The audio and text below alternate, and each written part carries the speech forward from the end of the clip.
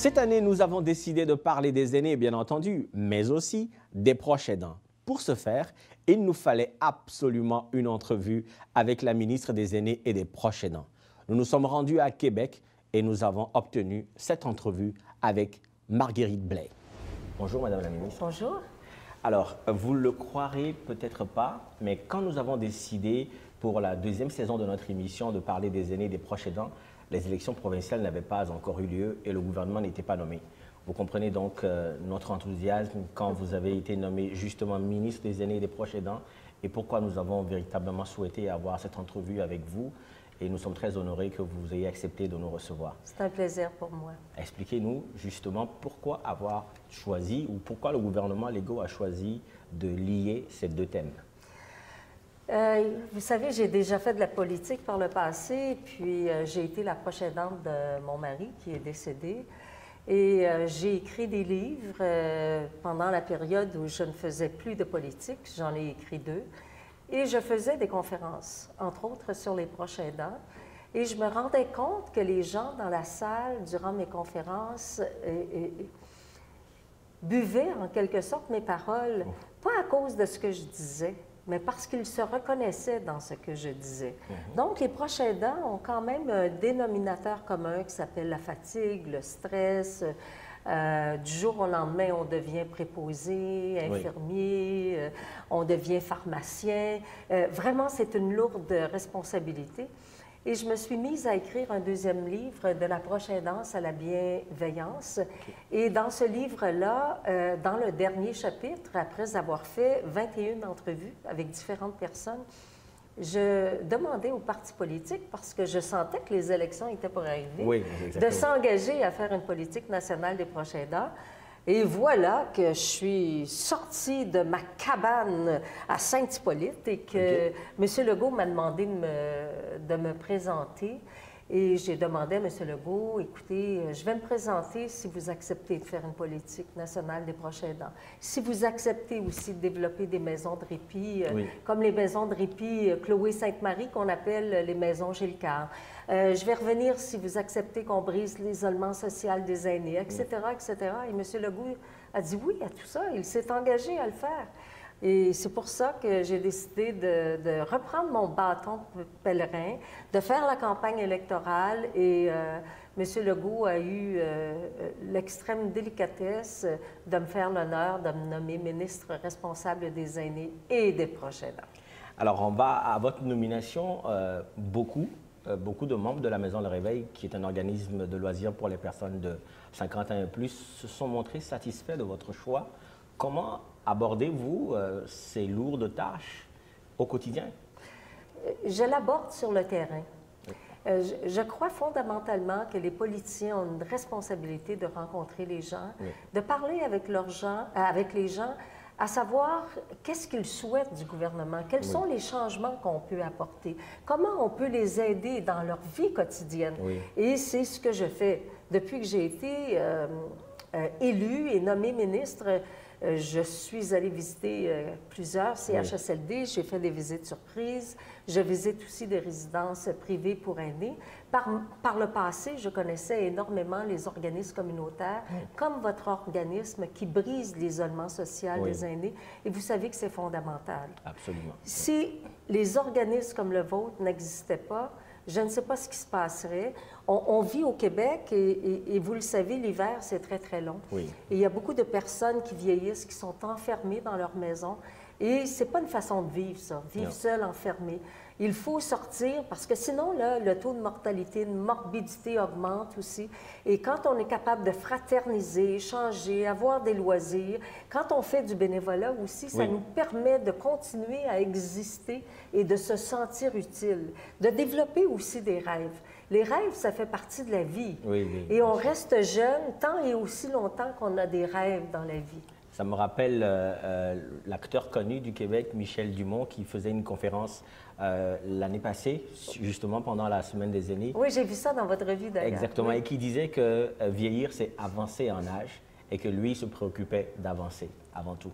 Ma prochaine question, Madame la Ministre, c'est de savoir quels sont les axes principaux de votre mandat et que peut-on attendre rapidement, en tout cas pour les années, les proches aidants à court moyen terme? Mais actuellement, il y a une politique nationale en élaboration. On a fait une première rencontre avec des organismes nationaux le 11 décembre 2018. Là, on est en pleine écriture et au mois à l'automne prochain, Oui. on va quand même contacter les personnes qui étaient présentes pour les consulter, à savoir est-ce que la politique qu'on est en train d'écrire correspond à vos attentes. À vos attentes, oui. Et par la suite, évidemment, on va déposer la politique à la fin de l'année 2019 et le plan d'action pour le printemps 2020. Ça, c'est l'une des choses. Il y a aussi toutes les maisons des aînés qu'on veut construire. C'est un changement de paradigme total. C'est de faire des milieux de vie jusqu'à la fin, non plus des milieux de fin de vie. Oui. C'est de changer le modèle très hospitalo-centrique pour que ce soit de véritables petites maisons avec des pavillons. Oui. Et aussi, vous savez, c'est triste, hein? Il y a beaucoup de personnes plus jeunes qui vivent dans des... Il y a 9 à 10 de personnes de 65 ans et moins qui se retrouvent dans les CHSLD et qui sont avec des personnes en perte cognitive. Alors, on va faire en sorte qu'il y ait des pavillons pour ces personnes-là pour qu'elles ne soient pas obligées de résider avec des personnes plus âgées et pas séparer les couples s'ils ont le goût de vivre ensemble. Exactement.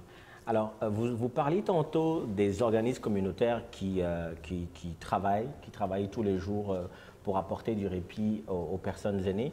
Mais la question de budget et la question de ressources est pertinente, elle est présente, elle est permanente. Et la Maison Le Réveil, en l'occurrence, avait lancé une campagne avec un flash mob. Vous demanderez au ministre Carman, on a fait danser du monde au métro de Longueuil. Est-ce que le ministre a dansé? Il a dansé. Ah, il doit être bon. Hein? J'ai encore les vidéos. On a encore les vidéos du ministre Carman. Justement, cette campagne qui s'appelait « Engagez-vous pour nos aînés » devait nous permettre d'aller chercher des ressources. Ressources en termes de moyens, mais aussi en termes de bénévoles. Est-ce que vous avez réussi? Nous sommes en train de ratisser encore, déjà dans notre territoire à Longueuil, et ça commence à être intéressant. Mais on aimerait savoir, comment pensez-vous qu'on peut régler l'épineuse question de budget, de moyens pour les organismes communautaires? C'est toujours la grande question. Les organismes communautaires travaillent avec très, très peu d'argent. Oui. Je sais que dans le budget de M. Éric Girard, c'est le premier budget d'un gouvernement de la CAQ, il y a eu une augmentation pour le financement des organismes communautaires. Mais les organismes communautaires travaillent avec beaucoup de créativité, beaucoup d'énergie, avec très peu de ressources, très peu de moyens. Les députés, bien souvent, ont ce qu'on appelle le soutien à l'action bénévole. Ce sont des petites enveloppes d'argent qui soutiennent les organismes de leur circonscription. Il y a ça. Il y a aussi des ministres qui ont des discrétionnaires, comme la ministre des Aînés. Elle a un discrétionnaire pour soutenir un petit peu des organismes communautaires, alors qui ont un lien avec la mission, par exemple, du ministre. C'est la même chose pour tous les ministres. Et puis, c'est de demander aussi du financement par le biais, entre autres, vous avez jusqu'au 19 juin, Québec Amis des aînés, qui est un programme du secrétariat des aînés, où vous pouvez faire une demande de financement pour un programme en particulier et déposer cette demande-là. On va rester à l'écoute. En tout cas, c'était important pour nous de vous entendre sur ces questions qui vous touchent et qui nous touchent également. Et c'est la semaine des aînés à Longueuil. Est-ce que vous avez un message pour nos aînés de Longueuil? Chers aînés, c'est comme ça que je vais commencer. Vous êtes des perles extraordinaires et je répète souvent ce mantra. Je dis que pour faire un collier de perles, ça prend plusieurs perles. Oui. Alors, si on prenait chaque personne aînée et qu'on l'enfilait sur un cordon pour faire un collier de perles, nous serions très riches. Je considère que notre société n'est pas assez inclusive au niveau de ces aînés, et en particulier de ces aînés vulnérables, parce qu'on sait que les personnes aînées en forme, en santé, font énormément de bénévolat. Ce n'est pas rare de rencontrer une personne âgée de 85, 87 ans dire « ben moi, je m'en vais m'occuper de mes aînés, là. Tu sais, je m'en vais faire du bénévolat auprès de mes aînés. » Ce sont souvent des aînés aussi qui s'occupent de ce qu'on appelle les popotes roulantes. Oui. Et vous faites un travail formidable en aidant les autres. Et puis, la seule façon de vieillir, c'est de vivre. Oui. Hein? C'est la seule façon. Je dis à la caméra de tomber en amour avec les rides. Les rides, à l'instar des sillons d'une carte géographique, racontent l'histoire de vie des hommes et des femmes, dont vieillir, c'est beau.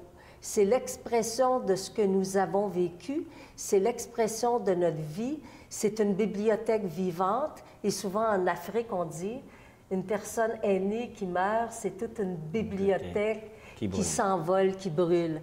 Alors, merci pour tout ce que vous faites. Je vous porte dans mon cœur. Et si je suis revenue en politique, c'est justement parce qu'il reste tant de travail à faire pour améliorer les conditions de vie des aînés et surtout améliorer les conditions de vie des proches aidants, qui sont souvent des personnes âgées.